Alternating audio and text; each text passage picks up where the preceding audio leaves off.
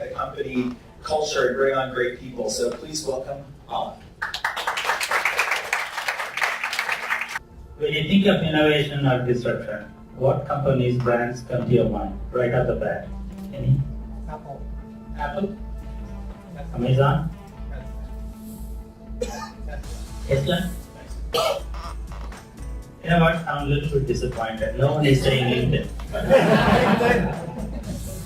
And that's giving me the job security, okay? So my job is to really put in the gap. Maybe 2 years or 3 years from now when you're meeting, if I ask the same question, we want to make sure that most of you are talking about right away LinkedIn is innovative all around, well-rounded. And I'm Bala, HR Innovation Leader, and I'm also managing the HR Technologies. Welcome to LinkedIn. We're so happy to have you all. I'll just take 1 or 2 minutes to quickly introduce LinkedIn in a different perspective. LinkedIn, actually, there is a tradition. Anytime we are introducing a guest speaker or any new member joining our team, when they are introducing, we will ask them to share something that's not on their LinkedIn profile.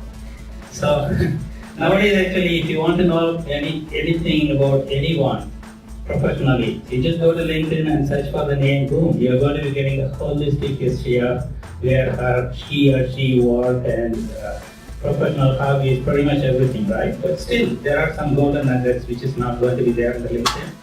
So when you are getting to know those kind of, the extra point of view, that's going to be really helpful for you to know the person better and the point of view, perspective and all those things. The same way I want to introduce LinkedIn in a different perspective. I know that most of you know that LinkedIn is having 600 million members and almost for a decade LinkedIn is one of the best places to work. And also I would say that our CEO, Jeffrey Maris, must be our CEO for the last 6 years. So there are so many things that you are already aware of it. But certain things which is kind of very relevant for what we are doing here, especially the scouting and as well as embracing the disruption and welcoming the emerging technology. So those 2 or 3 things that I'm going to be sharing is pretty relevant. Another question to you all. So you've been here for like half an hour or 1 hour, right? Can you guess what is the average workforce age here in LinkedIn? Can you guess? 35, okay. 28. 25, okay. It's based on my hair color, okay. So I'm kind of outlier, okay. So LinkedIn is the second youngest workforce. Our average workforce age is 39. Facebook is the number 1, which is 28. So that brings up the interesting challenge, right? Especially it's so millennial, it's very young and dynamic workforce. When they are coming in, their expectation, their bar is really high. Whether it's going to be employee experience or it's going to be technology options that they're providing or work-life balance. So they always actually want to keep asking more and more to keep them inspired, to keep them excited. We should always actually in the business of scouting a new technology, new experiences, new processes. So that's actually one of the driving factors why actually I'm seeing this summit conference is much more interesting to us. And the second thing is more like a cross-pollination. I don't know how many of you know that LinkedIn is the number 1 boomerang culture. Have you heard about the boomerang culture? You work in one company and then you thought that okay, something is not going good, the grass is green, and you go to some other company and then 1 year, 2 years pass by, but come back to the same company. So I would say that LinkedIn is the number 1 boomerang company that speaks for itself, right? And the same way we are also having another interesting and beautiful concept called Cure of Beauty.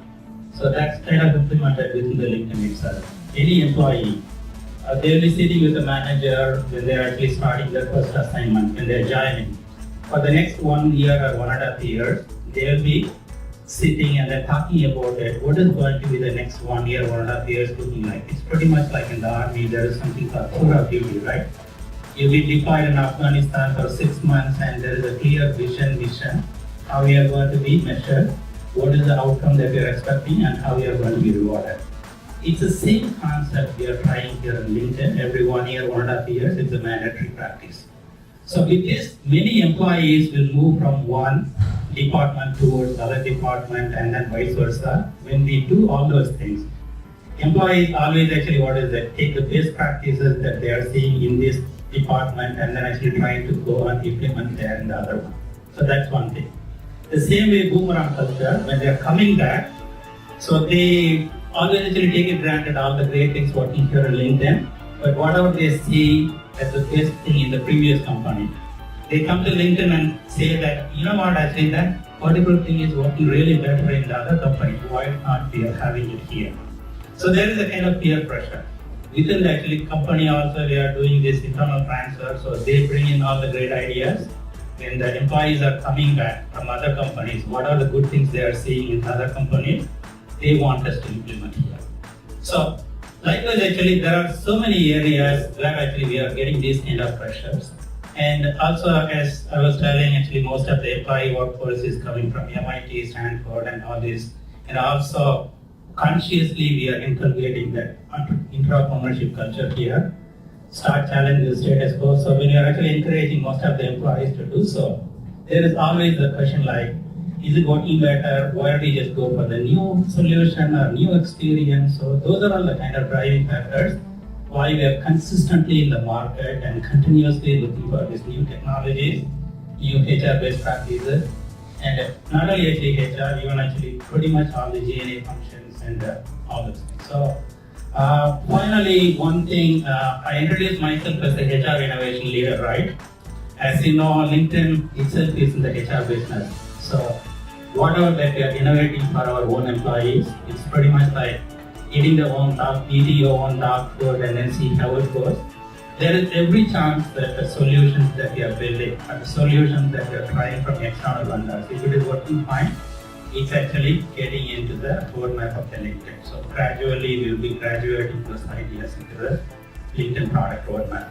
So when we say HR innovation, it's more like a kind of what is the starting point for the LinkedIn product innovation. So our reach is not just within GMA, we are also influencing and also helping our LinkedIn product roadmap. So with that, I would like to quickly introduce my team here. Jigar is our tour guide, and then Jivan is also here, Nishi is here, and before handing over the mic to Scott, thank you for all the LinkedIn team facilities, security, and technology. And yeah, we talked about culture, and so if you bring in all the new things or best practices from other companies, which is a great concept to have to keep agile, how do you keep your own culture and your own foundation that's a LinkedIn foundation?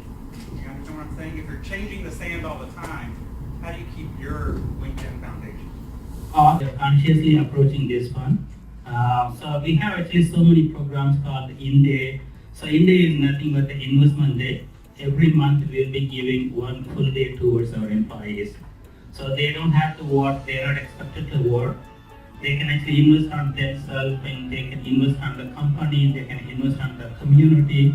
So during that InDay, we consciously actually spread this kind of culture like these are all the LinkedIn values and these are certain things that we won't be able to compromise it.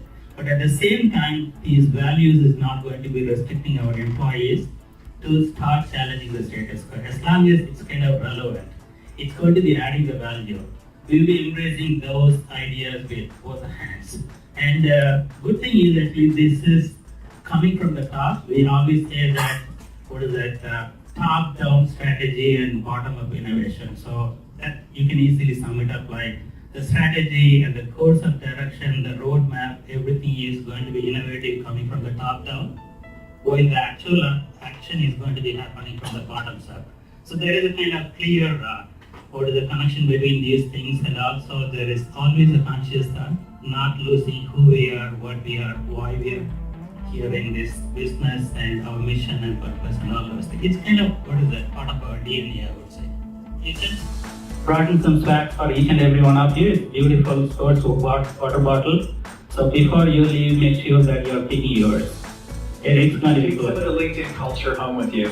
All right, well, thank you so much again for hosting us.